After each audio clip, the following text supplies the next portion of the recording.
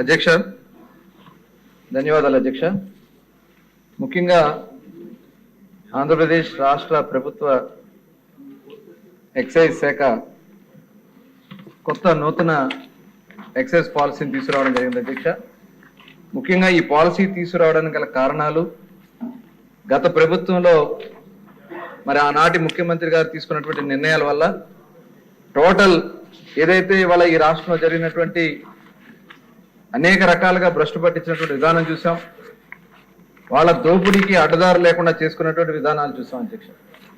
దాంట్లో ప్రధానమైంది కూడా ఈ ఎక్సైజ్ శాఖ ద్వారా చాలా అస్తవ్యస్తంగా లోపభూయిష్టంగా ఆ రోజు తీసుకున్నటువంటి నిర్ణయాల వల్ల రాష్ట్ర ఆదాయం నష్టపోయింది. అదేవిధంగా ప్రజల యొక్క ఆరోగ్యాలు నష్టపోయినాయి. అనేక మంది ప్రాణాలు కూడా కోల్పోవడం జరిగింది అధ్యక్ష. ముఖ్యంగా చూసుకుంటే అధ్యక్ష, ఆనాటి ముఖ్యమంత్రి గారు ఆ రోజున ప్రచార సభల్లో చాలా సభల్లో ఆయన చెప్పారు అధ్యక్ష, మద్య నిషేధం చేస్తానని చెప్పారు అధ్యక్ష.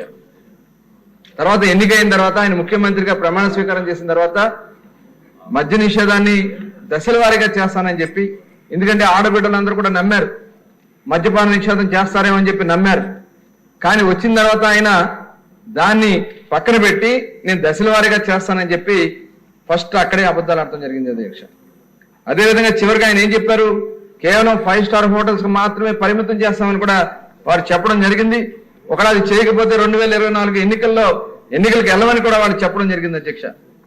అలాంటిది ప్రారంభంలో ఏం చేశారు, 2934కి దుకాణాలని తగ్గించారు అధ్యక్ష.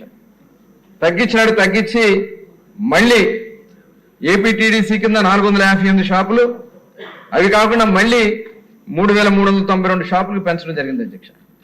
అంటే టూరిజం డిపార్ట్మెంట్ తరఫున మళ్ళీ వేరే తీసుకున్నారు అధ్యక్ష. ఇవి ఒక 3392 షాపులు మళ్ళీ పెంచారు అధ్యక్ష. ఇవి కాకుండా 840 బార్ సంఖ్యను కూడా అలాగే ఉంచడం జరిగింది అధ్యక్ష.